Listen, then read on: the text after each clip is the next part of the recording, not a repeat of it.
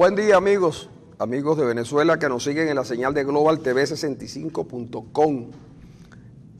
Por supuesto, hoy es jueves. Hoy vamos a tener en la mañana, invitada, va a estar con nosotros, el doctor Freddy Rincón Noriega, quien va a ser hoy exaltado, si se puede decir, a la Academia de la Historia del Estado Zulia como miembro correspondiente. Incorporado, es la palabra correcta, incorporado como miembro correspondiente, como individuo correspondiente en la Academia del Zulia.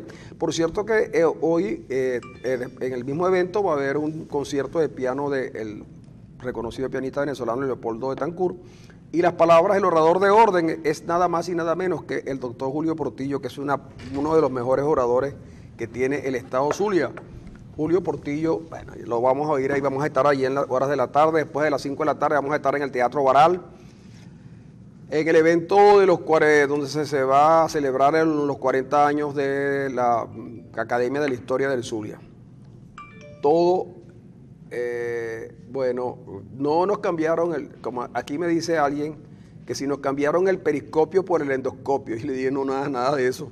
Sino que el problema que tenemos en el canal es que el que nos suple de la línea para el internet no hace nada por arreglarlo. Nosotros hemos hecho técnicamente lo posible, y aquí en el canal hemos hecho todo el trabajo, pero ocurre que es una falla de CanTV y no logramos que CanTV nos resuelva el asunto. En eso están muchos venezolanos y muchos zulianos. Yo, por ejemplo, tengo ya un mes que no tengo nada del internet y no logro con la CanTV nada, excepto un amigo que estuvo aquí al canal y nos dijo que la cosa ahora es, no ponga la denuncia en la CanTV, capture a uno de los trabajadores de CanTV y llévelo a su casa y usted le paga y ellos arreglan si es dentro de la casa o fuera. Pero hay que pagarle porque ellos dicen que están mal pagados y que bueno, que ellos son marañeros la gente de la CanTV, por supuesto, esta gestión de la CanTV es una cosa horrenda.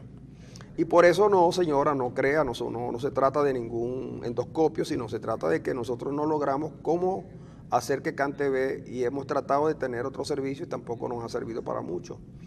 Eso quizás inscrito dentro de toda la política que contra este canal hay en el Zulia, que obviamente dirige el gobernador, que es quien se dedica a estas cosas, a llamar a las cableras y seguramente también a CanTV para que no nos arreglen. No lo ponemos en duda porque ya sabemos cuál es el tratamiento.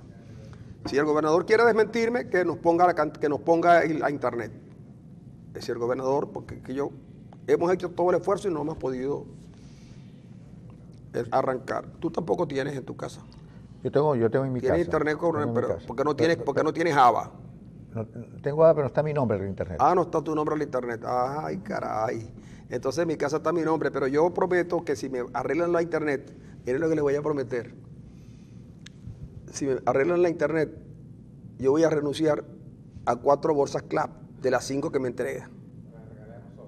No, yo la traigo al canal. Mira, las sorteas. Y el atún rallado que pensaba traer para acá, no llegué al canal con él. Entrando me lo pidieron, el atún. Y yo les entregué el atún a una señora que estaba allí, que me dijo, mire, lo estoy esperando porque ayer oyendo el programa, usted dijo que iba a traer un atún.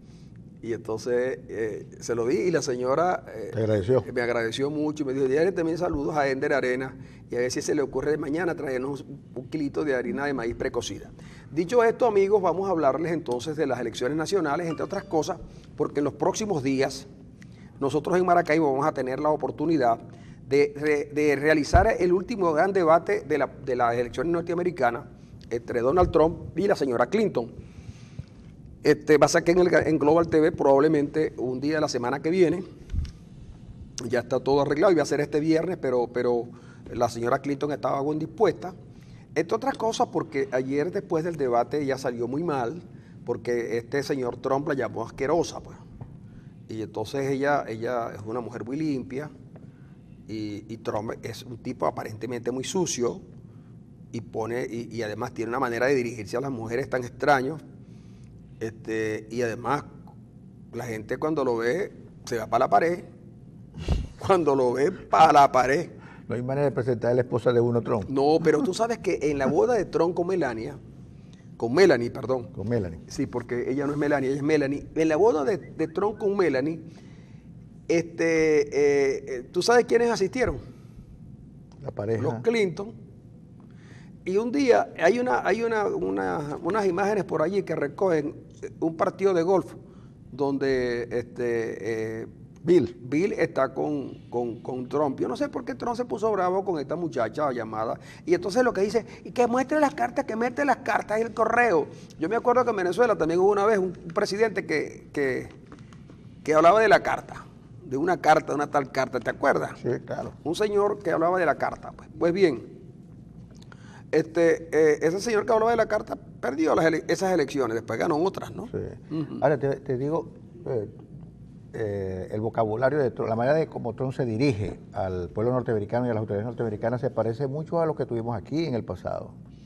Y que ese discurso, esa retórica que se usó en el pasado aquí, prendió, enganchó a la gente. Eso de decir, voy a freír la cabeza a los adecos cuando llegue al poder, quitando lo que hay que quitar, es muy parecido a cuando llega al poder y meto a Hillary Clinton en la cárcel. Más o menos, quitando lo que hay que quitar. Es decir, ese lenguaje duro, populista si se quiere, aunque el populismo de Trump no es tal populismo, es decir, porque el populismo se nutre de la gente, y Trump ha hecho un desmarcaje increíble con los mexicanos, con los latinos en general, con los negros, es decir, se desmarcó de las minorías, y no tan minoría, porque hay que ver la cantidad de mexicanos que votan en Estados Unidos y por supuesto los negros que son norteamericanos, y que él se ha referido muy mal de los negros. Es decir, no tiene un respeto por las diferencias, no tiene el menor respeto por eso, y por eso es que es una persona a la que hay que desconfiar, porque es nada democrático. Y darle la responsabilidad de ser el presidente de la potencia más importante del mundo hoy en día y del país potencia en el mundo, yo creo que no sería responsable, no sería una responsabilidad de los norteamericanos. Sería muy irresponsable de los norteamericanos si votaran por Trump y lo llevaran a la presidencia, porque eso es poner el dedo en el gatillo para disparar sobre cualquier cosa. Odio a las minorías y a las mujeres, y respeto por el Estado, en el sentido de que ni siquiera contribuye con la recaudación fiscal, y lo hace ver como un acto de viveza, ¿no? Además. Pero yo te digo que Trump... Pero fíjate tú, por ejemplo, que ayer pasó también algo importante. Yo creo que ayer, sí, lo que yo vi en parte el debate, pero a mí ese debate no me gusta porque la manera como CNN hace la traducción a mí me fastidia. Me fastidia como hace CNN la traducción, pero ayer yo sentí que Hillary tenía la seguridad de que estaba ganando. Y Trump no logró sacarla nunca de sus cabales, porque es que Trump es un tipo tan extraño, ¿no? Claro, es muy extraño Trump, por supuesto. Yo, por supuesto, cuando lo veo, cuando venga para acá en estos días, la semana que viene... pregúntale, ¿no? No, le vamos a preguntar, pero hay que estar siempre pegado. Yo voy a ser el moderador del debate, voy a estar pegado a la pared. Por si acaso. Por si acaso. Se nos respeta, muchachos. Pero fíjate tú que ayer también, ayer hubo en España una situación anormal, porque en la Universidad Complutense tenía Felipe González y el presidente del grupo Prisa una conferencia sobre un tema que interesa a los europeos y a todo el mundo. Y bueno, era en una sala de la universidad y un grupo de encapuchados gritando consignas, de alguna manera lo vinculaban a ETA, pero también a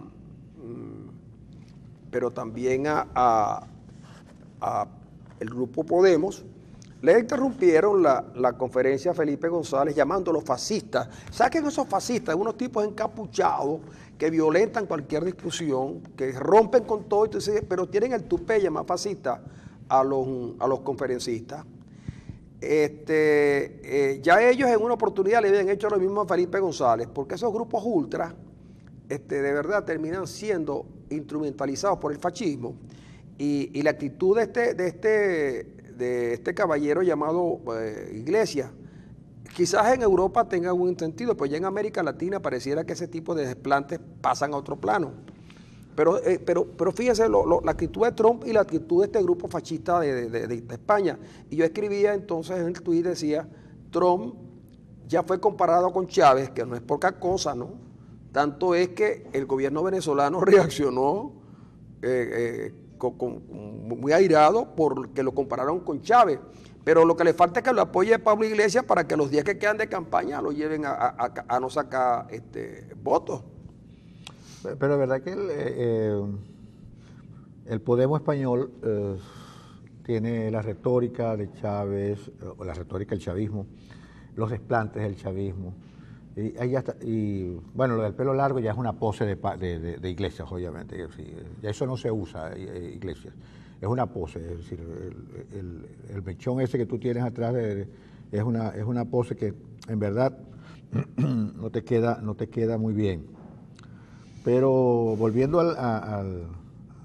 volviendo a Venezuela. Bueno, pues a Venezuela referido a esto mismo de Donald Trump, porque... Bueno, sí, Trump es una caricatura, de verdad, y que le ha hecho un daño terrible al partido de Lincoln. Imagínense ustedes, el partido de Lincoln está en la picota. Pues. Mucha gente ha abandonado a Trump, muchos líderes fundamentales, aun cuando hay algunos que ya empiezan a justificar que Trump llame a Hillary Clinton asquerosa, que además ataque el centro fundamental de la democracia norteamericana, que es su sistema electoral. En algún momento Al Gore, ganando en el voto popular y perdiendo en el voto electoral, es decir, por un manejo que se hizo en Florida, él prefirió quedarse tranquilo, quedarse quieto, porque según Gore, y me lo comentaba esta mañana Ronald Rodríguez, que conoce la carta de Al Gore, que dice, es más importante el sistema como tal y la democracia norteamericana que mis intereses y mis apetencias por llegar a la presidencia de la República. Ese es un hombre de Estado, es un estadista. Cosa que no es Trump, cuando dice, veremos si yo reconozco los resultados electorales del 8 de noviembre. Y eso da pie para pensar que Donald Trump es probablemente la figura más peligrosa que actualmente tiene los Estados Unidos hoy. Pero unos Estados Unidos que han venido modificándose, ¿no? Porque fíjate tú que antes era insospechado que un candidato a la presidencia de los Estados Unidos tuviera voy a decir lo que no es la palabra, el prontuario de Donald Trump. Ese tipo ha hecho todas las cosas que ha querido hacer justamente porque, avalado por su dinero, debe haber comprado voluntades. Pero en Estados Unidos, por ejemplo, la persecución que hubo contra este joven Jackson que murió, que se suicidó, que parece que murió suicidado, así, fue fuerte, ¿no? Pero la prensa norteamericana siempre trató a Trump, incluso en los inicios de la campaña lo trató muy bien. Pero después que hemos visto el historial de ataques de este hombre, su manera como piensa de la sociedad, como piensa de los grupos de los grupos de inmigrantes que le dieron mucha fortaleza a los Estados Unidos, que lo dice con una seguridad que a veces asusta. Y bueno, el hombre logró la mayoría en el Partido Republicano, un partido de tradición, por supuesto, como tú lo decías hace tiempo atrás, hace unos instantes atrás, y tiene apoyos de verdad, en una sociedad que nosotros suponíamos que había superado un poco de traumas, que siempre dijimos que era una sociedad moderna, porque la sociedad norteamericana no conoció la Edad Media, pero yo pienso que Trump, de verdad, sería, Estados Unidos no vivió la Edad Media, pero yo creo que Trump es un hombre de la Edad Media. ¿Ah? Por cierto que ayer leía algo interesante sobre esas elecciones norteamericanas, que en una serie, en una telenovela brasileña, llamada Por Amor, una de las protagonistas de la novela señala, porque allí tratan el asunto de la infidelidad de Bill Clinton, y entonces alguien en el diálogo de alguien dice, mira que esa mujer anegada y tal, no sé qué cosa, que entiende que la infidelidad es parte de la vida y no sé qué cosa. Entonces la tipa dice, no, ella no está actuando así porque ella comparte ese criterio. Ella lo que es que está trabajando para ella. Y en cualquier momento la vas a ver como candidata a la presidencia de los Estados Unidos. En la telenovela Por Amor brasileña hay ese personaje que lo señala Y es verdad, y me decía también el especialista en series norteamericanas, Ronald Rodríguez, hace años me decía, mira, hay una serie norteamericana donde aparece una mujer presidenta y le empezaron a trabajar y efectivamente yo creo que hoy a la luz de los acontecimientos, Hillary va a ser la presidenta, con la ventaja para Global TV, para nosotros acá en el canal, que vamos a tener a Hillary. Claro, no podemos dar de más detalles porque se nos llenaría el canal de gente, sobre todo los que vienen a pedirle cosas, pues, que saben que va a quedar electa. Y Sí, por supuesto, ¿qué le pedirías tú a Hillary? A Hillary? Le pediría. No le vayas a pedir harina precocida, barca No, pan, chico, no le vas a pedir nada de eso. que me regalara un cepillo de dientes. ¿Para qué si no hay crema dental? Pero con su crema dental, si los regalos se dan completos. En una de las novelas de Vázquez Montalbán, cuenta el detective, el agente de la CIA, que es Pepe Carvalho, que la mujer de Johnson, él la sorprendió una vez cepillándose con su cepillo de dientes. Carvalho era agente de la CIA, en el libro Yo maté a Kennedy. Y entonces, bueno, yo le pediría a ella que me diera un cepillo de tal, pues lo están alquilando. En Maracaibo alquilan cepillos de dientes. Alquilan cepillos de dientes, la famosa untada, que ya está mucho más cara porque el desodorante con el que se hacía está también escaso. Está también la venta de pequeñas porciones de aceite de comer en frasquitos muy pequeños.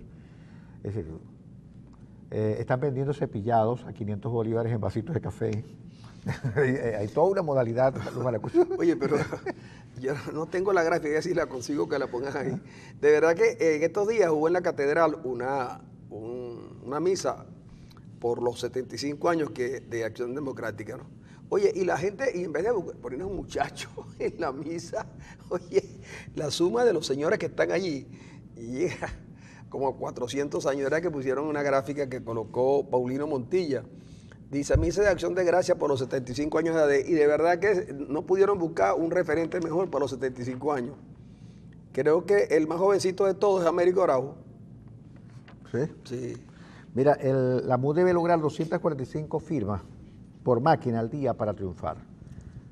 Es decir, el titular de versión final es sobra gente para revocar, pero escasean las sobras. Pero 245 firmas por día no es una cosa imposible. Yo creo que, de todas maneras, la puesta en escena de lo que significan las jornadas de esos 3 días va a ser un dolor de cabeza para el gobierno. Porque, ¿qué pueden decir si la oposición, por ejemplo, logra 5 millones de firmas en esos 3 días que tienen un horario casi de oficina? Y resulta que en Delta Macuro se obtuvo el 15% de las firmas. ¿Qué va a hacer el Tribunal Supremo o qué va a hacer? Desconocer el revocatorio. Yo estoy seguro que Maduro no ganó en el Zulia. No. Maduro no ganó en el Distrito Capital las elecciones para presidente de la República. Maduro no ganó en los estados emblemáticos del eje centro costero, norte costero venezolano. No lo ganó. Es posible que haya ganado las elecciones en Delta Macuro, pero si se obtienen 5 millones de firmas, 6 millones de firmas o 4 millones y medio de firmas, y en Barinas, por ejemplo, se obtiene el 19%, el Tribunal Supremo va a desconocer que se convoque el revocatorio. Yo creo que ahí los señores, los magistrados de la sala constitucional tendrán que echar un poco para atrás. Fíjate lo siguiente, alguien de los que siempre nos escribe a nosotros me dice, a mí no me sorprende la sentencia del TCJ, sabía que no iban a suspender el 20%, lo que me sorprende son 2 cosas. Uno, que el PSV estime que la MUD no logrará ese 20%. Por supuesto, en todos los estados, ¿no? Que ellos creen de verdad que la MUD no va a lograr el 20% en todos los estados. Y por otro lado, que algunos del PSV piensan que pueden suspender el revocatorio después que le recojan el 20%, así no sea en todos los estados. Es increíble, ¿no? Imagínate tú que lo que yo le recomendé a la gente del partido con bastante anticipación, yo le recomendé a ellos que primero que compraran el revocatorio inmediatamente que Ramos Ayú lo planteó. Había mucho temor, pero había fuerza suficiente como para enfrentarlo y la situación económica no había empeorado tanto. no nos hemos dado cuenta lo que ha empeorado la situación económica, política y social del país en lo que va del 6 de diciembre a hoy. Y el gobierno pudo haber asumido el reto. Perdía el revocatorio, pero no revocaban a Maduro. Y por otro lado, era inmediatamente decirles, mire, nosotros no vamos a aceptar ese revocatorio. Si no estamos de acuerdo, no lo aceptamos. Y ponen ahí a redactar una cosa y listo, no hay revocatorio. Y vamos a hacer las elecciones regionales, pero no.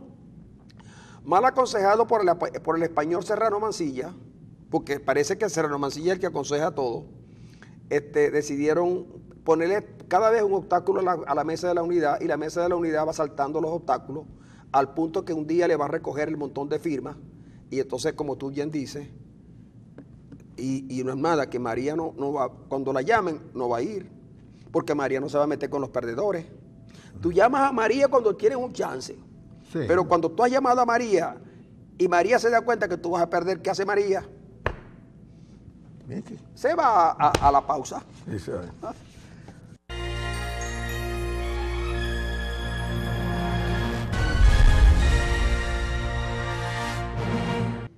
qué buena, qué linda gaita esta que nos canta Jack Pérez, el fallecido. Sí. ¿Cómo no voy a cantarte que es un canto al Zulia? Que estuvo participando en un concurso de gaitas cuando aquí en Alzulia se cantaban y se tocaban gaitas, porque ahora se toca otro tipo de música con los instrumentos de la gaita, pero ese no es el asunto de hoy. Lo cierto es que Jack Pérez en ese momento se consiguió nada más y nada menos en el camino con Astolfo Romero, que fue el que ganó el premio. Premio que, por cierto, atraía a gente de la capital, como siempre la gente de la capital colonizándonos a nosotros en el Zulia. Y estaba Simón Díaz y la gente de Radio Caracas, que las muchachas de Radio Caracas bailaban siempre al mismo tipo. Se dice que Cristóbal Colón, aparte de inventar la colonoscopia, sí, venía de Caracas. Entonces resulta que las muchachas de Radio Caracas también se movían a un ritmo de gaitas de un lado para otro, que creo que lo aprendieron en el show de Reni. Pero bueno, la gaita a partir de allí comenzó a perder fuerza, porque la gaita ahora la tocan de una manera diferente. Por cierto que tengo aquí en mis manos el libro de Iván José Salazar Said, La mujer en la historia de la gaita zuliana, y de verdad que me vale la pena leerlo, porque las mujeres han dado una gran contribución a la gaita, pero siempre hablamos de los gaiteros, de Ricardo, del otro Ricardo, de Astolfo Romero, de Enrique Cotera Méndez, de Marvin, de Daniel Alvarado, y pocos de las mujeres, que son muchas, la Huepera, Moraima Gutiérrez, que no es cantante, pero que hace un gran programa de gaitas. En fin, amigos, tenemos el libro de Iván. Con este libro, Iván, vamos a llamarlo un día a él para que converse con nosotros sobre este tema y sobre otros temas. Pero les voy a presentar a Freddy Rincón Noriega. Freddy Rincón Noriega es nativo del municipio Baral. Él allí en Baral ha nacido gente muy importante. Fíjense que le voy a nombrar tres nada más. Said, Salazar Said, que entiendo que además está emparentado con los margariteños. Por el Said. Sobre todo por el Salazar, porque tú te acuerdas que Salazar era espía de Margarita. Entonces, y además familiar de una persona a quien quisimos mucho, yo en particular mucho, que fue Jesús Santiago Rodríguez Santiago. Gran amigo y también recientemente fallecido, pero nos dejó un libro, Hermanado y sus anécdotas. Otro de allá de Menegrande, Tirso Pinto, a quien yo también le profeso un gran aprecio, Tirso Pinto, y el otro es el Gato Pérez. El Gato Pérez, que debería estar aquí. Está maullando todavía. Está maullando todavía. Y Freddy Rincón Noriega, que estudió en agronomía, un semestre de agronomía, iniciándose, luego se fue a la Facultad de Humanidades, y allí hizo de todo. Era un dirigente estudiantil de los mejores, los más calificados, y como él nunca pasaba desapercibido, no solo por sus ideas, sino por ese tamañote que tiene, bueno, ella fue de dirigente estudiantil, y allí yo le perdí la pista. Creo que fue a Barquisimeto, luego a Caracas, y ya terminó estudiando historia, que después era su carrera en la Facultad de Humanidades, y se convirtió en un buen historiador. De él supe después que escribió unos libros, sobre todo uno sobre el movimiento sindical, que me llamó mucho la atención, porque la manera crítica como lo escribe, como plasma allí la historia del movimiento sindical, era, no inédita, pero sí por lo menos pudo capturar un poco de la importancia del movimiento sindical venezolano, del que habrá que seguir escribiendo, porque a pesar de que tenemos un presidente obrero, la clase obrera ha sido bastante maltratada con este gobierno del obrero Maduro. Bueno, Freddy Rincón hoy va a ser incorporado como miembro correspondiente a la Academia de la Historia de Zulia, que cumple 40 años. Va a haber un evento en el Teatro Baral, 5 de la tarde, orador de orden, Julio Portillo, un extraordinario orador, con una buena retórica. Luego viene un concierto de piano de Leopoldo Betancur, un excelente pianista venezolano. Y fíjense si será importante el evento de incorporar a Freddy Rincón Noriega a la Academia de la Historia, que hoy hay un evento en Bellas Artes. Si no fuera por esto, yo estuviera allí. Los VG contra ABBA con la Orquesta Sinfónica. La van a tener que repetir. Bueno, Freddy, aquí está, tú sabes cómo es este programa, tú lo has visto otra vez, aquí no entrevistamos a nadie, aquí tú haces lo que quieras. Incluso tú puedes entrevistarnos a nosotros, que la gente ya no nos quiere entrevistar. Sí. Nosotros nunca seremos individuos de números de nada. De nada, sí, es verdad. De número, pero del seguro social. Y lo hemos intentado, pero nos han rechazado. Sí, nos han rechazado. No, la primera cosa que quiero es darle las gracias por invitarme. Tenía muchas ganas de venir para acá, entre otras cosas, venir para acá, para Maracaibo, pero también para su programa. Yo, por supuesto, que lo sigo atentamente a ustedes. Creo que dan una buena orientación mañanera para que la gente esté al día de los acontecimientos políticos. Lo hacen con humor, con todos los recursos que ustedes tienen, porque son unos experimentados y curtidos también en política y en todas las actividades. La otra cosa que quiero decir es con relación a mi zulianidad, pues que yo nunca la he perdido. Yo me siento muy orgulloso de haber nacido en San Lorenzo, en los Palafitos, unos famosos palafitos que se llamaban Las 20, que ya no están, pero que la compañía Shell construyó. Y bueno, y ahí me crié y pasé mi niñez y parte de mi juventud entre San Lorenzo y San Timoteo. Y siempre reivindico el hecho de haber nacido allí, y creo que esa crianza, eso que yo vi, que vi la industria petrolera, que vi cómo se desarrollaba la industria petrolera, que vi la pobreza desde niño, que vi las desigualdades, es también lo que me impulsó a estar vinculado con las luchas sociales en Venezuela. Cuando me incorporé a la actividad política, lo hice con mayor intensidad, primero en educación media, pero lo hice con mayor intensidad, como dice Francisco, en agronomía, que salí con las tablas en la cabeza, porque tenía unas expectativas y como le comentaba anoche Iván, hay un momento del activismo político juvenil que uno se fanatiza, y bueno, y para mí lo más importante era la revolución. En ese entonces, para mí era lo primordial, lo demás, todo lo demás, hasta la familia era secundario. Afortunadamente yo me percaté de los errores que significa el dogmatismo y que milité con un grupo de personas que también pudieron captar lo esencial de una sociedad, como es vivir en libertad, vivir en democracia, y que generó el principal, y aquí entramos en alguna parte de materia un poco más, que es también coincidí con el principal debate que se dio en la segunda mitad del siglo XX, que fue el rompimiento de un sector importante de los comunistas y que dio origen a ANBA.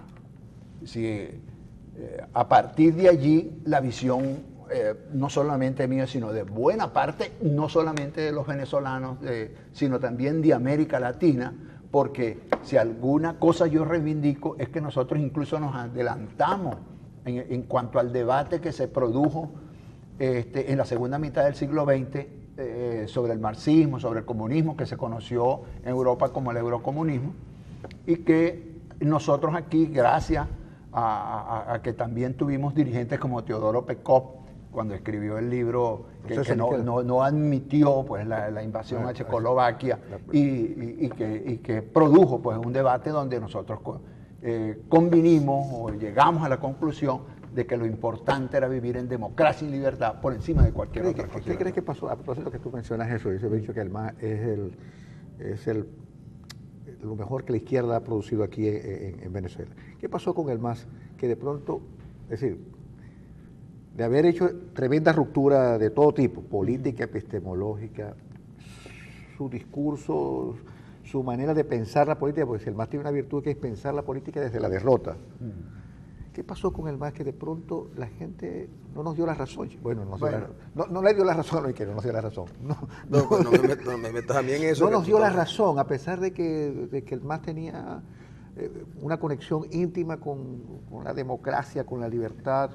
Bueno, una cosa es, a ver... Y después para caer en este error que se ha cometido, ¿no? Bueno, ahí yo me incluyo, pues, en cuanto a porque para aquel momento, cuando comienza a tener declive,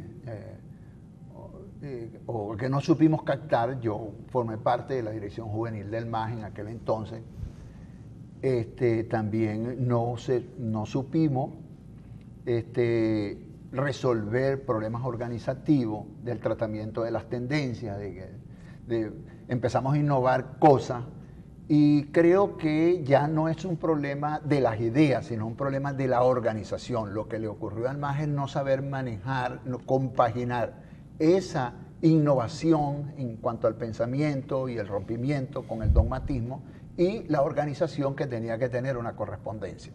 Y lo que vino fueron disputas internas que terminaron colocando al MAS. Sí, a diferencia, por ejemplo, del rompimiento de Rómulo Betancourt con los comunistas en la década del 40, ¿verdad? Cuando se rompe definitivamente en ese gran debate en la clandestinidad con López Contreras, Betancourt sí tenía suficientemente claro lo que significaba la organización y aprovechó de algunos planteamientos leninistas para insistir en que lo más importante era el partido y llegar a toda la sociedad venezolana y creo que prestarle atención al partido como instrumento fundamental para lograr la libertad y la democracia. Y fíjate que él siempre dijo, la obra más importante que yo voy a dejar en la historia es AD como partido. Pues claro, la democracia, ¿no?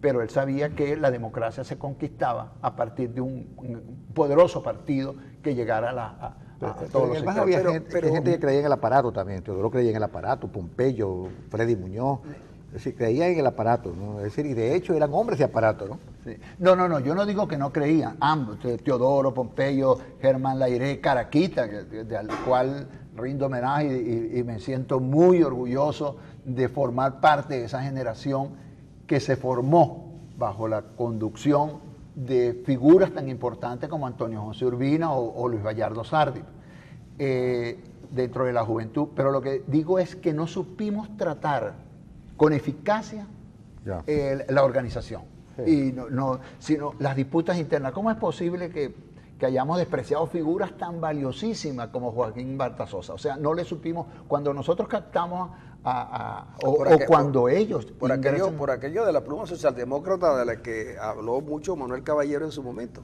Que por cierto, yo una vez, ya ha pasado mucho tiempo, me consiguió a Caballero, yo tenía que atenderlo porque él iba a dar una conferencia y me lo dejaron allí para que yo hablara con él.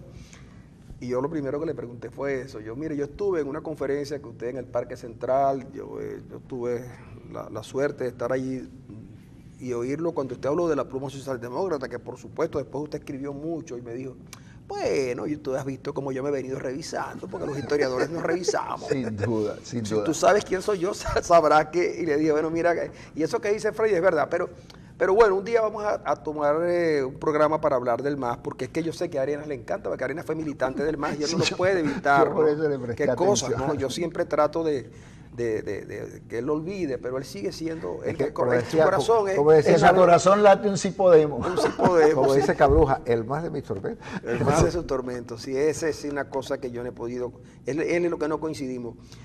Pero bueno, Freddy es un buen analista político, porque aparte de historiador es un excelente analista político. Usted le sigue los tweets y yo me doy cuenta cómo lo retuitean, porque tiene un pulso de la situación del país. Ahora temprano alguien nos decía que que él, por ejemplo, me decía, a mí no me sorprende la sentencia del TCJ. Sabía que no iban a suspender el 20%. Lo que me sorprende son dos cosas. Uno, que el PSV estime que la MUD no lograría ese 20% en todos los estados y algunos opositores que hagan esa creencia. Y dos, que el PSV piense que puede suspender el revocatorio luego de recogido el 20% con todo trampas y algunos opositores le hagan coro. Entremos con esto, a ver. Bueno, la primera cosa que hay que advertir es que, y tenía muchas ganas de decirlo aquí, es que aquí con mucha inteligencia, con mucho esfuerzo, desde un tiempo para acá, se ha venido construyendo una estrategia muy importante que se ha resumido en, digamos, en 4 parámetros para resolver o para salir de esta tragedia que ya llevamos bastante tiempo. Y esa estrategia se define, una estrategia democrática, constitucional, pacífica y electoral. Y aquí un pequeño, pero muy importante, un esfuerzo que hay que reconocer, se inician en el 2006, cuando figuras como Teodoro Pecó, Julio Borges y Manuel Rosales se pusieron de acuerdo para rescatar el camino electoral, el camino democrático y el camino pacífico. Se ha venido labrando y se ha venido desarrollando.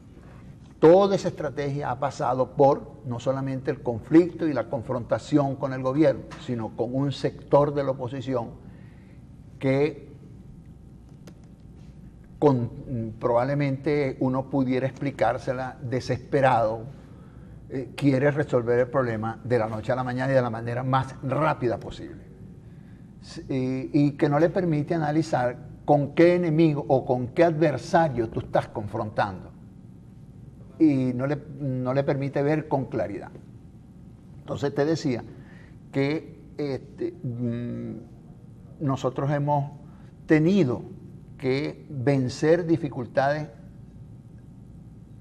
como las que nos coloca el gobierno y también las dificultades que desde dentro tenemos. Tenemos por delante lo que yo llamo la primera rebelión civil que se va a producir en estos últimos años, que creo que se va a producir el 26, 27 y 28. Yo creo que el deseo de la gente, eso que reflejan los venezolanos, que reflejan las encuestas, que más del 70%, entre 70 y 80% desean salir pacíficamente de esta situación para revocar el hambre, para revocar la miseria, para revocar el estado paupérrimo en que se encuentra la sociedad venezolana, para revocar este modelo obsoleto y fracasado que se empecinan en imponerle al 80% de los venezolanos. Creo que se va a producir porque una avalancha de gente va a salir a colocar su huella, que no me gusta manipular mucho ese término histórico, pero por lo menos será una huella de la más importante que puede colocar la sociedad venezolana en este momento, porque es la huella para reconquistar de nuevo la democracia y la libertad. Pero una parte, por supuesto, como no creyó en las elecciones del 6 de diciembre y decía que otra vez electoral, criticando el proceso electoral y criticando que no íbamos a sacar de la mayoría.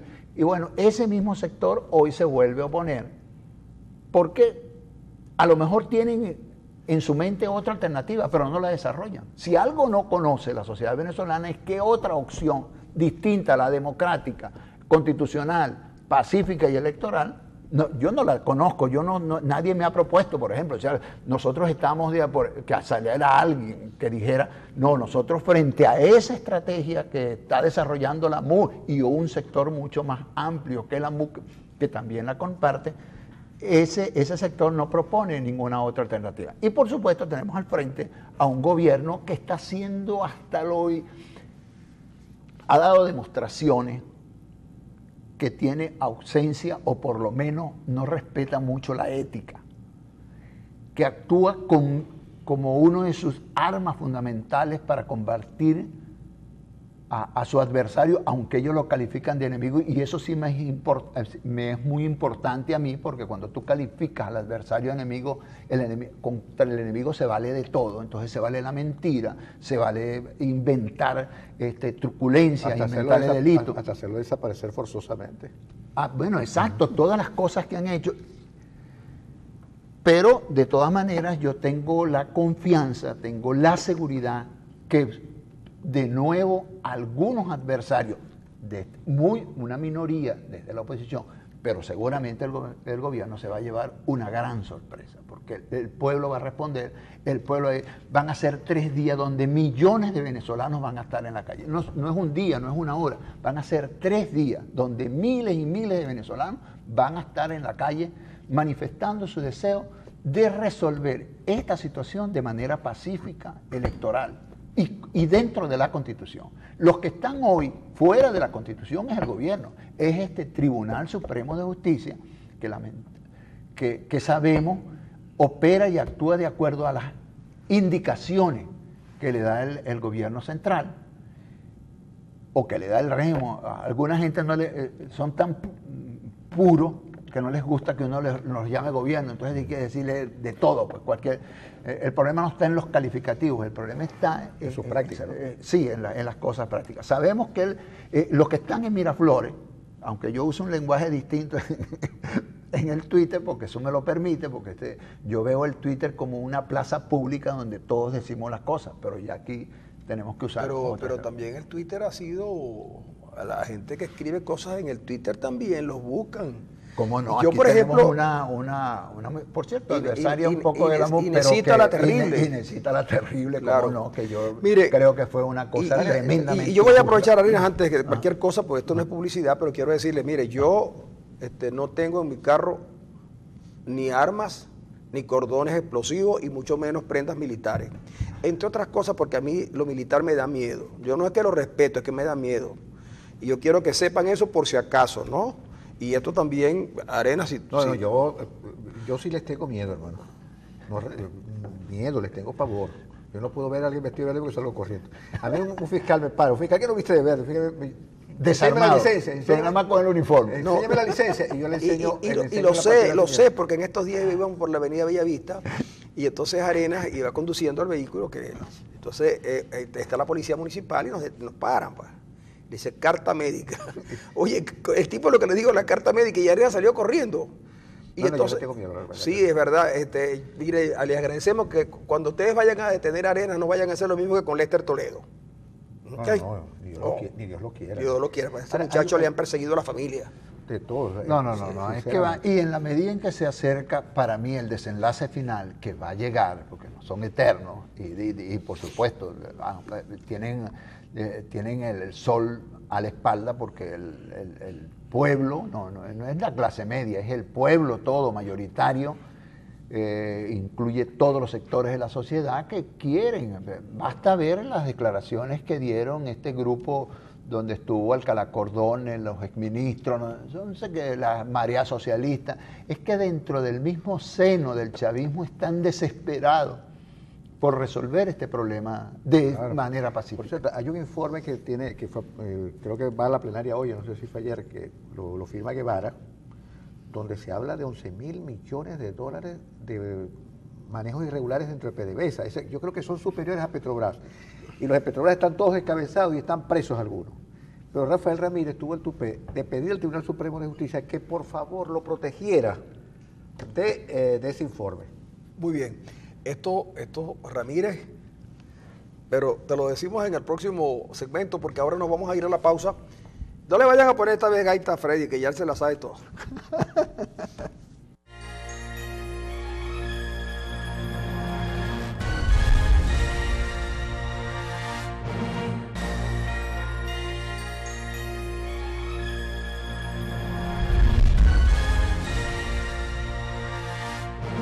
Aquí seguimos, amigos, hoy en una son de roja y otra son de arena, con Freddy Rincón Noriega, quien va a ser incorporado a la Academia de la Historia del Zulia jueves a las 5 de la tarde en el Teatro Baral.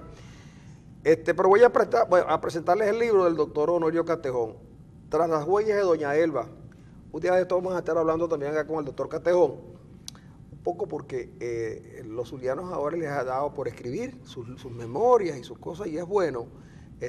Yo por supuesto que perdí la memoria hace tiempo, no voy a poder escribir un libro, además que como yo no sé escribir, tampoco puedo, yo no sé qué es lo que me escuda mejor, el que no sabe escribir o que no tengo memoria, prefiero lo otro para que no me vayan a llamar así como, y que yo tenga que decir, yo no sé por qué me llaman bruto, porque bruto yo no he sido. Yo no sé por qué me llaman burro. Es la cosa, era yo no burro. sé por qué me llaman burro. No, no era bruto, era burro. Yo no sé por qué me llaman burro, porque yo bruto no soy. Es verdad, no, es verdad. Claro, porque entonces, como él debe tener un problema bien serio, porque como todo le da la connotación, le da la connotación de Trump. Sí. Y dice, porque no será por burro. Sí, no será por bruto. No será por burro. Por burro. Por las dimensiones del burro, pues no, es que el burro es cuadrado, es grande. ¿No? Ahora, ¿qué papel va a jugar la historia en el tiempo que... Y nosotros tenemos buenos historiadores en el Zulia, y eso estamos muy contentos, muy felices. Tenemos buenos historiadores y la academia se mueve bien aquí. Sus presidentes han sido buenos presidentes y además escriben con regularidad en los medios. Y uno los va siguiendo, porque los historiadores generalmente son individuos que se dedican a analizar lo que ya pasó. La historia, un profesor de la Facultad de Economía me decía que la historia no era una ciencia porque no era predictiva. Pero los historiadores, claro, buscando su lugar para poder ganar un premio Nobel, dijeron que la historia es una ciencia. ¿Qué es la historia, chicos? ¿Para qué sirve? Bueno, hay distintas visiones pero sin duda la historia te sirve. Creo que uno de los grandes errores que cometen los liderazgos en algunas sociedades es porque no revisan la historia para no repetir los errores. La historia te permite estudiar el pasado para comprender, estudiar el pasado y te ayuda a comprender el presente y te permite construir o prefigurar el futuro que tú te imaginas con justicia, con equidad. Eso fundamentalmente... Pero ha habido gente que ha tratado de precisamente estudiarla, pero para convertirla en un presente permanente, ¿no? Entonces te traen al siglo XIX, entonces... Bueno, una cosa es... probablemente la leen. Probablemente leen de historia, leen el pasado y a partir de una lectura fugaz o no sé, intensa, pueden construir argumentos para defender la idea que en el presente ellos puedan tener. Claro. Más nada, y la manipulan. Si tenemos 17 años viendo cómo desde el poder manipulan las lecturas mal hechas del pasado. Claro. Entonces, bueno, ya... La última lectura que se ha hecho es sobre de Monagas. Bueno, sí, con por lo de, tú dices por lo de la toma del Congreso, sí, aquella cosa ahí y todo. Entonces comienzan a repetir, claro, en este momento no se producen con la similitud porque era más rudimentario lo que vivíamos en el siglo XIX. Pero sigue siendo un poco más sofisticado o tal vez con mayor agresividad y con mayor perversidad en el presente. Entonces, bueno, pero de todas maneras, quiero insistir, no eludir la pregunta que me hacía Francisco, que para mí la historia es eso, ¿no? Es estudiar el pasado, comprender el presente y construir un camino de libertad, pues para mí esa es la historia. Pero además depende de cómo tú te formaste en tu carrera de historiador. Ya que recordaste a Manuel Caballero, yo me hice historiador, entre otras cosas, por Manuel Caballero. Cuando me fui a Caracas, con una de las personas con las que conversé, yo quería ir a la Universidad Central y le digo, bueno, yo voy a seguir en la política, pero yo he comprendido, aquí estamos todos estudiando, eso es una tontería haber dicho, y no me importan los estudios, lo mío es la revolución. No, hay que combinar las dos cosas, hay que hacer un hecho cierto aquello de fórmate y lucha. Entonces yo lo que hacía era lucha y no el fórmate, sino creía que con la lectura tampoco me arrepiento de nada de lo que viví y lo que hice aquí en Maracaibo, desde participar en la fundación de un barrio hasta la lectura de cuánto libro caía en las librerías. Tú te acuerdas que nosotros estábamos pendientes, yo, Choita, el otro, qué libro llegó, qué es lo último que se está debatiendo, pero que eso no tenía nada que ver con agronomía, no tenía que ver con lo que estábamos estudiando. Pero luego cuando le planteo a Manuel, le digo, no, yo tengo que sacar una carrera, yo tengo que entrar, yo tengo que tener un reconocimiento académico. Entonces me dice, y bueno, pero ¿cuál es tu inquietud? Bueno, en el área de las ciencias sociales, puede ser sociología, puede ser derecho. Y me dice Manuel, sociología, te va a agarrar el cafetín de sociología y te va a convertir en comandante de FAEMA.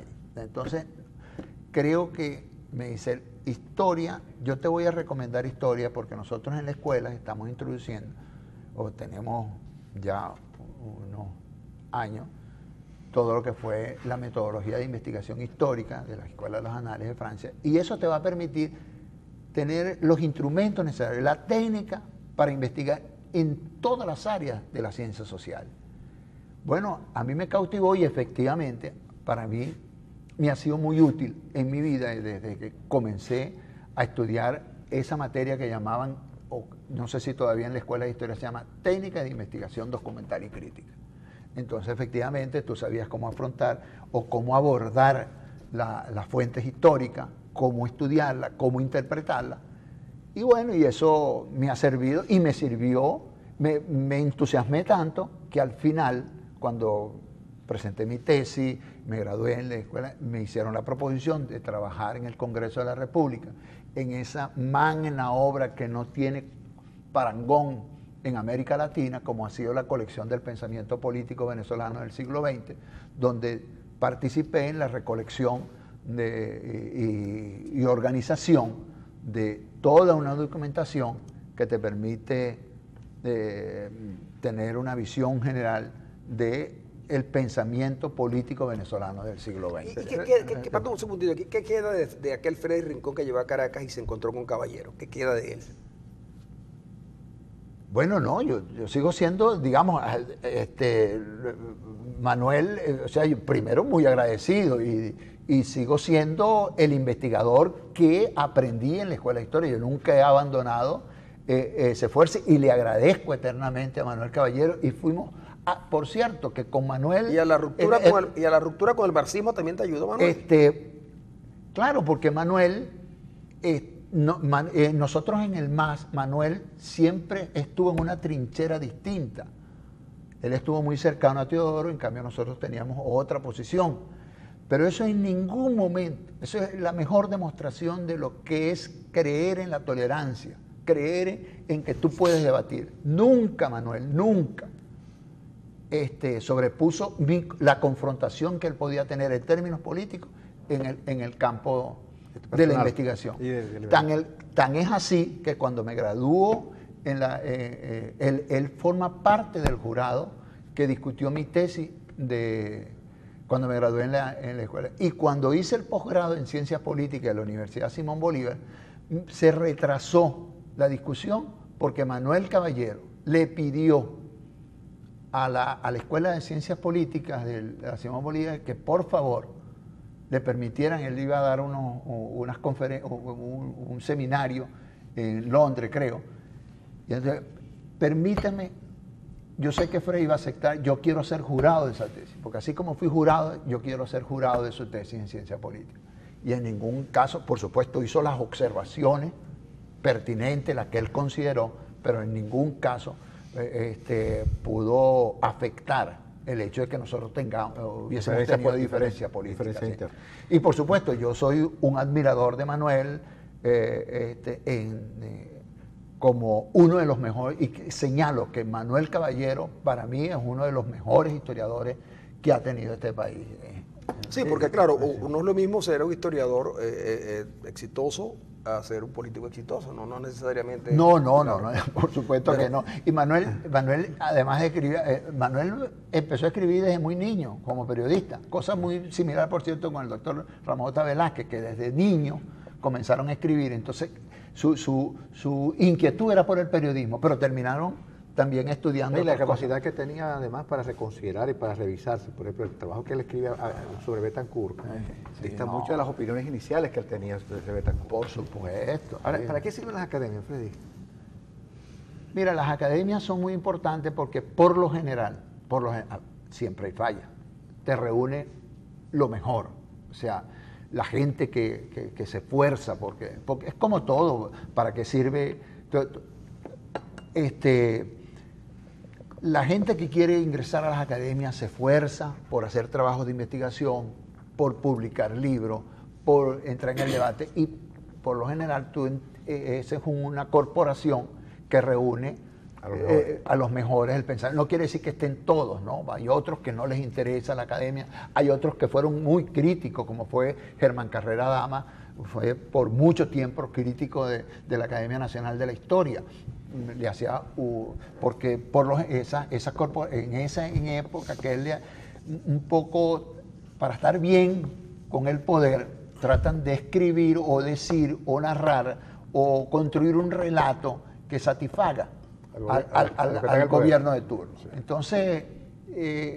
Entonces, bueno, tienes como contraparte las universidades autónomas que también forman estudiantes críticos que por lo general su manera de interpretar los fenómenos, de interpretar la fuente, de estudiar la fuente, lo hacen con mayor independencia sin tener el peso. Ahora, del Freddy, poder. no podemos dejar que te vayas sin que nos toquemos un tema que para nosotros no es importante porque nosotros ya decidimos por quién vamos a votar, pero fíjate lo siguiente, por allí se comenta que Capriles y su ejecutoria política, así lo pareciera que lo está haciendo, es un candidato a cualquier elección que se presente en el futuro, digo, elección presidencial. Por aquí estuvo en días pasados Henry Ramos, y Henry Ramos tuvo un recibimiento que nunca tuvo como líder cuando era un líder de Acción Democrática. Y dándote dicho que no es ninguna cosita así sabrosa, pues no es muy agradable hablar con él. Con nosotros estuvo aquí Henry Ramos y conversamos de todas las cosas que teníamos que conversar. Y después nos fuimos allá a la oficina del presidente del canal y seguimos conversando. Y lo que percibimos es que Henry Ramos, él fue muy bien recibido y le preguntamos qué pasaba. Y él dijo, bueno, yo no he cambiado, cambió la sociedad venezolana con respecto a mí. ¿Tú crees que en una eventual elección presidencial Ramos pudiera presentarse y ganar la elección? Como cualquier otro, pero debo hacer una aclaratoria previo con respecto a Henry Ramos. Yo coincido con Henry, la sociedad venezolana ha cambiado la visión que tenía de Henry Ramos.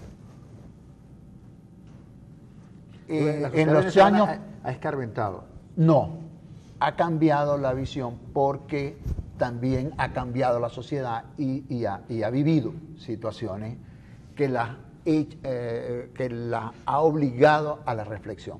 Te digo esto porque antes de 1998 o antes del golpe del 92 en la sociedad venezolana se produjo la más feroz campaña contra el bipartidismo como responsable de todos los males que tenía la sociedad venezolana.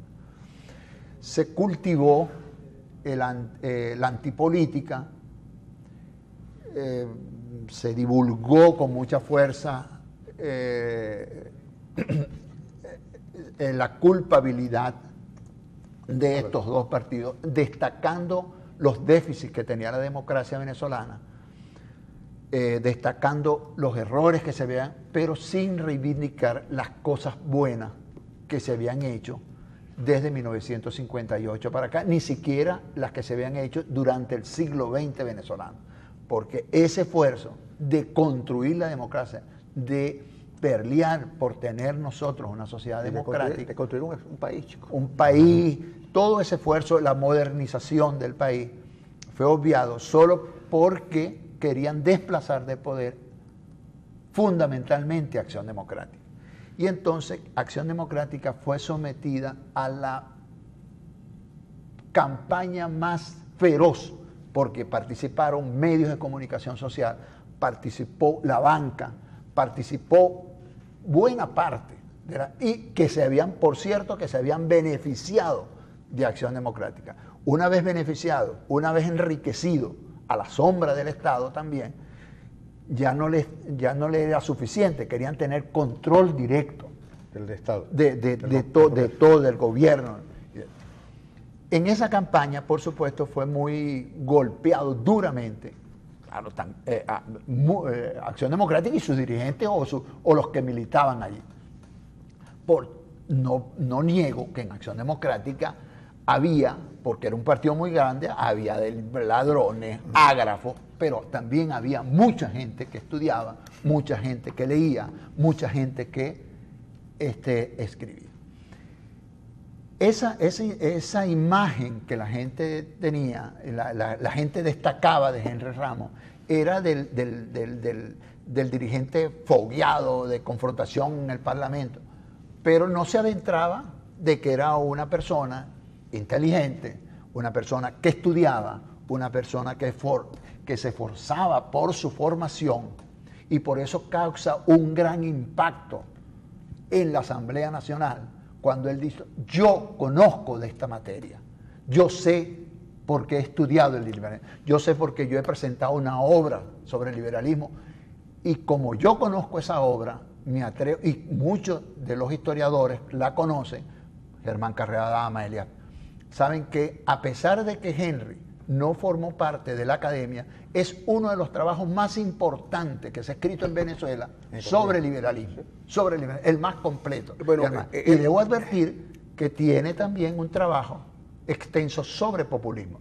Entonces, eso no lo conoce. Cuando causa un gran impacto cuando la gente dice: bueno, a mí lo que me pregonan, lo que me pregona el chavismo o lo que pregonó la izquierda, es que los adecos, eso lo único que sirven es para robar. Fíjate que un paralelismo con la obra de Betancur mismo, porque nosotros leímos poco, cuando leímos Venezuela, Política y Petróleo, ya era tarde. Ya era tarde. Igualmente pasa ahora, porque nosotros no hemos leído la obra de Henry Ramos. Entonces, yo le dije a Henry Ramos aquí en su cara, me sorprendió tu formación el día del debate en Miraflores. Sí. Ese día yo cambié mi opinión sobre Henry Ramos. Sí, y yo conozco... Se lo dijo Arenas y entonces, pero resulta que Ramos... después de eso me dijo: mira, seguimos conversando un rato largo con él allá abajo, y me dijo que me iba a regalar un libro lo del liberalismo.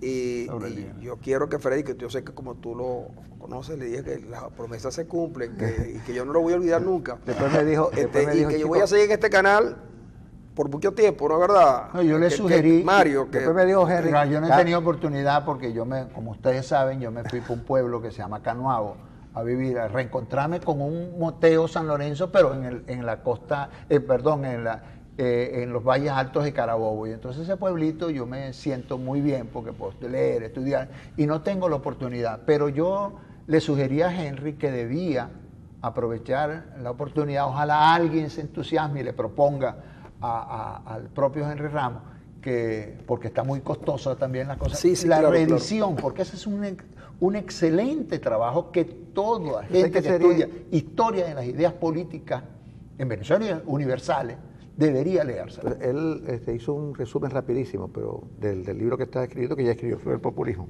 y debe ser un trabajo exhaustivo porque va desde el populismo ruso hasta las versiones latinoamericanas del populismo. Sí. Y te digo, a mí me sorprendió lo de Henry Ramos. Incluso él me dijo después cuando salimos: mira, no odies tanto a los adecos, que somos los mejores que han pasado por este país. Sí, pero la pregunta tenía que ver con la candidatura. Entonces, ¿qué pasa? Henry... Pero te voy a decir una cosa, para no haber respondido a la pregunta, ya la respondí. Sí, ¿Qué más puedes decir? Ya, no, sobre pero todo nosotros, después, claro, por supuesto, no eres tu exégeta de Henry Ramos, pero para no responder la pregunta... No, es que todos vas a ser el jefe de campaña. Lo mejor de todo esto es que la MUC y la oposición lo que ha hecho es multiplicar el liderazgo. Ahora tenemos varios, ya sí. Antes era, pero no, ahora tenemos varios con opción de ser candidatos presidenciales y habrá la solución Por mágica, cierto que es las elecciones primarias. Bueno, y fíjate, el que salga- hay tantos candidatos que el trajecito que le hicieron desde pequeño a Eduardo Fernández, ya lo votaron, que le hicieron cuando nació, Sí, le hicieron cuando un nació, smoking sí. que decía- y una banda presidencial. Sí, a Eduardo. Y le pulieron los dientes. Y le pulieron los dientes Sí, con a carbón. Eduardo, sí, verdad, sí. Y desde esa vez que le pulieron los dientes se puso la nariz roja. Y entonces la gente cree que Eduardo es el que toma. El que toma es Osvaldo, pero la nariz roja se le pone a Eduardo. Sí. Cosas, ¿no? de todas pero- maneras, yo voy a apoyar, no solamente, si es precandidato, por supuesto que lo apoyaré, pero además el que salga beneficiado en las elecciones Claro. primarias será mi candidato. Pero está Así es. bien, ya sabemos que Freddy... Hoy Capriles dijo una cosa interesante, dijo, yo no voy a coger Pero un no, fusil. no digas eso así. Hoy Capriles dijo una cosa interesante, como si Capriles nunca hubiera dicho nada interesante. No, pero dijo, no, hoy lo dijo, no voy a Sí, coger un no. fusil, no voy a coger un fusil. Así es. Porque el camino es ese, el que tú Claro. señalabas, democrático, electoral, pacífico Eso y es lo que le ha constitucional. hecho más daño a Sí, hoy la presa no, bueno, ayer en las horas de la tarde se rumoraba que iban a poner perdón, está en que iban libertad. a darle casa por cárcel Bueno, a Rosales Lo cambiaron la categoría de preso por rehén. por rehén, sí. Porque Rosales, Bueno. con los jueces que tenemos y con los policías que están por encima de la ley, porque hay gente en el SEBIN que tiene la libreta de escarcelación y en el SEBIN no lo ponen No en lo libertad. ponen en libertad. Y no lo ponen en libertad porque en el SEBIN, para poner en libertad, no basta la boleta del juez, hay que pagar. Hay que bajarse la mula. Hay que pagar, si no pagas no sale. Y para estar en el SEBIN y que más o menos no te hagan las sebinadas, también hay que pagar. Bueno, eso habrá que acabarlo también, porque si uno está preso, ¿cómo pueden convertirse los policías en pranes? Eso no debe ser.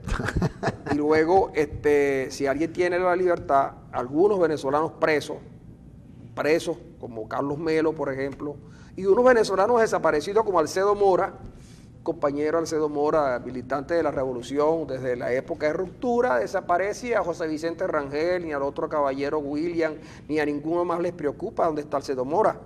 Pues bien, Rosales está preso, pero con estos jueces que tenemos y con esta policía que está por encima de la ley, probablemente no esté muy lejos del calabozo, si no nos remitimos a lo de Ceballos. A Ceballos lo acusaron de que se quería fugar, imagínate tú, que para evitar la fuga de Ceballos. Oye, una cosa, Ceballos lo tienen preso injustamente y de paso lo volvieron a martirizar. Esas cosas no son, Por cierto, no se hacen, ¿verdad? Hay un audio de la señora Fiuni sobre su interpelación ayer en el colegio de ayer en el tribunal, y les da una lección de derecho increíble, pero además hay que leerla y escucharla, porque lo que dice ahí es realmente tremendo, inclusive que tiene que pagar ella o su abogado cada vez que va al tribunal a pagarle a la gente de seguridad allí, a bajarse la mula, como dice ella. El audio de Afiuni, mira, deja muy mal parado a todo el sistema judicial venezolano. No, el sistema judicial venezolano se terminó sí, es verdad. de llegar al llegadero. subsuelo, sí, al llegadero. Eso hay que reformarlo totalmente una vez que se rescate la democracia con jueces probos, con jueces honestos, con jueces independientes. No para ser, como le advertía ayer, que estuve reunido con mis viejos camaradas allá en la Sociedad Roya, que me estaban preguntando. Tú estuviste allá en la Sociedad Royal. Sí, Por cierto, que el artículo de Lucas, de Simón García es la nueva fase. Sí, muy interesante. Yo recomiendo, voy a aprovechar esta oportunidad para que revisen los artículos, que lean los artículos de Simón García, bien en Tal Cual, o en un portal que se llama La Patilla, y él escribe los sábados en Notitarde. Pero le decía, porque estábamos comentando la situación argentina, entonces le decía que si bien vi el reclamo duro que le hizo Jorge Lanata el domingo, yo no sé si ustedes ven ese programa, Sí, sí. Jorge Lanata al gobierno de Macri, decía, no podemos reclamarle a Macri la culpabilidad de que Cristina Kirchner, después de haber saqueado a Argentina, esté presa. Eso hay que reclamárselo al Poder Judicial de Argentina. Entonces, no podemos seguir dándole un protagonismo al Poder Ejecutivo para los juicios. Hay que darle el protagonismo al Poder sistema Judicial. judicial, claro. Pero un Poder Judicial honesto, un Poder Judicial independiente. Bueno, pero eso, Eso es lo que queremos, que en el periodo, cuando rescatemos la democracia, rescatemos también un Poder Judicial independiente, honesto, que sea independiente tanto del Parlamento como de quienes los eligen o y del Ejecutivo, para que de verdad haya justicia. Porque un país sin justicia es un país que no funciona. Si algo, con toda seguridad, Venezuela saldrá de muchos de sus atolladores y habrá crecimiento, es cuando tanto propios y extraños, extranjeros, inversionistas y venezolanos, podamos ver, confiar en un poder judicial. Se sientan seguros. A eso íbamos con el asunto de Rafael Ramírez, porque en Brasil la gente que se involucró en el gran daño que le hizo a Petrobras está presa, pero en Venezuela el principal protagonista de la distracción de fondos de 11.000 millones de dólares pide que el Tribunal Supremo hombre, lo proteja. precisamente porque son 17 años alcahueteando y amparando a cuanto saqueador, porque si algo ocurrió en estos 17 años o 18 años, es el mayor saqueo que se le ha hecho a un país. A Venezuela nunca le había entrado tanto dinero, tanto petrodólares, tantos dólares como entró. Y bueno, ¿y dónde están las obras físicas? O la obra en cualquier cosa. La destrucción en educación, la destrucción en salud. En salud, impresionante. Pero, amigos, hoy en la tarde, a las 5 de la tarde, en el Teatro Baral, Freddy, seguramente una buena parte de lo que nos contó aquí lo hará en su discurso, porque cuando uno se incorpora, yo nunca he sido incorporado, pero cuando yo me vaya, yo sé más o menos cómo va a ser la mecánica, el protocolo. Uno tiene que dar un discurso de incorporación, que generalmente es un gran discurso, a las 5 de la tarde, y luego abre el evento el doctor Portillo, luego habla el que va a ser incorporado a la academia, luego viene Leopoldo Betancourt. De ahí en adelante no sé. Pero aquí está sugiriendo que va a haber el brindis. No, pero es que tú quieres que yo anuncie esas cosas, no las puedo anunciar. Bien, amigo, hoy conversamos con Freddy, él va a contar algunas de estas cosas ya con mucho más fundamento que lo que podemos hacer en un programa de televisión. Hoy le hemos pasado muy bien, hemos recordado a un gran amigo, yo lo aprecio mucho de siempre, a pesar de que a veces no supe dónde andaba.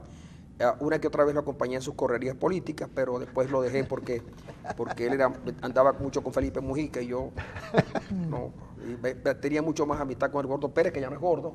No, rebajó. Y también les recomiendo que lean los artículos, así como él recomendó, yo también tengo que hacer mi publicidad, los artículos de Luis Manuel Esculpi, en el tal cual también es por cierto, excelente. me dijo que lo llamara. Yo lo vi ayer. Excelentes artículos de Luis Manuel Esculpi. Y también los de Arena, que escribe todas las semanas. Bueno, también recomiendo los artículos de Arena todas las semanas escribe. De Arena. Yo creí que ibas a negrear. No, Arena escribe todas las semanas. Y mire, y este sábado, si tú estás en Maracaibo el sábado, ¿no? ¿Te vas? Me voy el domingo. Bueno, nosotros el sábado, nosotros tenemos un programa los sábados que se llama La Pata del Colibrí.